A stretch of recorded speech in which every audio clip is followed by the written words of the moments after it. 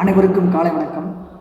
இன்னைக்கு ஜூன் 14ஆம் தேதி Germany tennis வீராங்கனை ஸ்டெஃபி கிராஃப் அவருடைய பிறந்த தினம் என்று. ஜூன் 14 டென்னிஸ் விளையாட்டில் சாதனை படைத்த ஜெர்மனி வீராங்கனை ஸ்டெஃபி கிராஃப். அமெரிக்கா தெரிஞ்சால் வீனஸ் வில்லியம்ஸு, அவங்க சகோதரி செரினா வில்லியம்ஸ் தான் நமக்கு தெரியும். அது அமெரிக்காவுக்கு. அதுபோலவே ஜெர்மனியில் ஒரு வீராங்கனை விமன் இருந்திருக்கிறாங்க. அவங்க டென்னிஸ் வீராங்கனை. மேற்கு ஜெர்மனியின் மன்ஹெய்ம்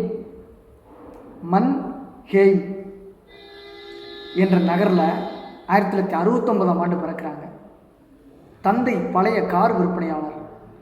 அவர் வீட்டிலேயே தன் 3 வயது மகள் ஸ்டெபிக்கு டென்னிஸ் கற்றுக் கொடுக்க தொடங்கினார். 4 வயதில் டென்னிஸ் மைதானத்தில் பயிற்சி பெறத் தொடங்கிய சிறுமி 5 வயது முதல் டென்னிஸ் போட்டியில் கலந்து கொண்டார். டென்னிஸ் தான் அவர் சாதிப்பதற்கு ஏற்ற துறை என்று அவங்க பெற்றோர் 13 வயதிலேயே பள்ளியில் இருந்து நிறுத்தினர். வீட்டில் ஒரு ஆசிரியர் மூலம் உயர்நிலை கல்வி கற்றுக்கொண்டார்.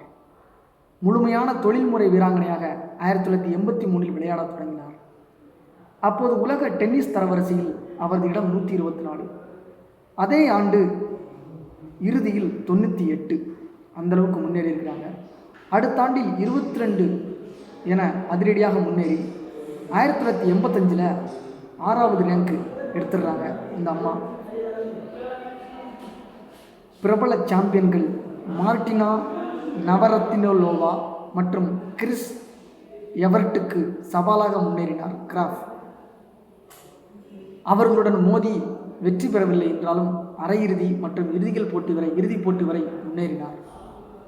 உலக மகளிர் டென்னிஸ் போட்டியில் 1986இல் முதலாக கலந்து கொண்ட போது கிறிஸ் எவர்ட்டை தோற்கடித்தார் இவர்.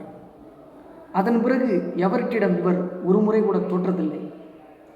இவரது டென்னிஸ் ஆட்டம் 1987இல் மேலும் வலுப்பெற்றது. ஆரம்பத்திலேயே பிரெஞ்சு ஓப்பன் போட்டிக்கு முன்னால் 6 போட்டிகளில் வென்றிருக்கிறார். மியாமி போட்டியில்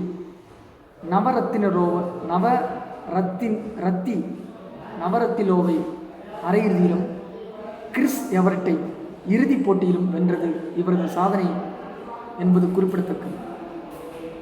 பிரெஞ்சு ஓப்பன் அரையிறுதியில் செபாட்டினியையும் இறுதி ஆட்டத்தில் மார்டினாவையும் தோற்கடித்தார்.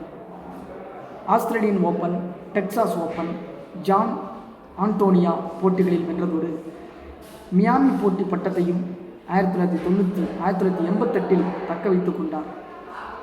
அந்த ஆண்டு நடந்த 4 கிராண்ட்ஸ்லாம் போட்டி பட்டங்களையும் அத்துடன் ஒலிம்பிக் தங்கப்பதக்கத்தையும் இவர் வென்றார்.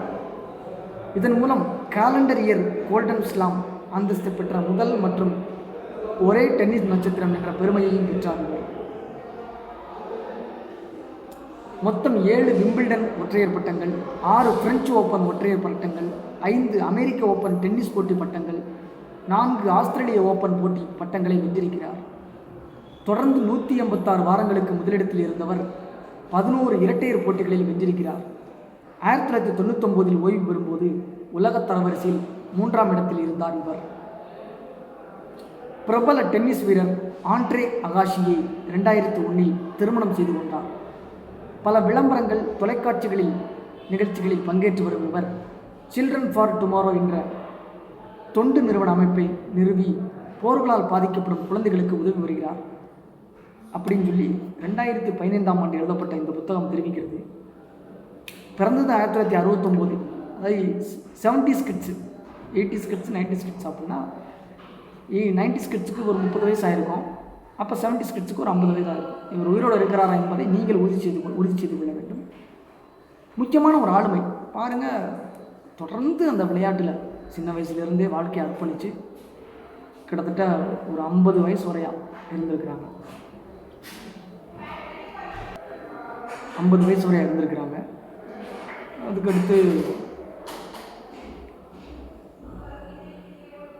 3ஆம் இடத்துலையும் இருந்திருக்கிறாங்க சில நேரங்கள். 2001இல் திருமணம் ஆகிடுது. 1983 விளையாட தொடங்கி 124வது இடத்துல இருந்து அந்த ஆண்டு இறுதியில் 98வது இடத்துக்கு போய் அடுத்த ஆண்டில் 22வது இடத்துக்கு போய் அதுக்கடுத்து அதிரடியாக முன்னேறி 2 வருஷத்தில் 6வது ரேங்க் எடுத்திருக்கிறாங்க. மாபெரும் ஒரு முக்கியமான ஆளுமை. ஜெர்மனி டென்னிஸ் வீராங்கனை ஸ்டெபி கிராப்பை சந்தித்த மகிழ்ச்சியோடு இந்த நாள் நிறைவாகிறது. நன்றி.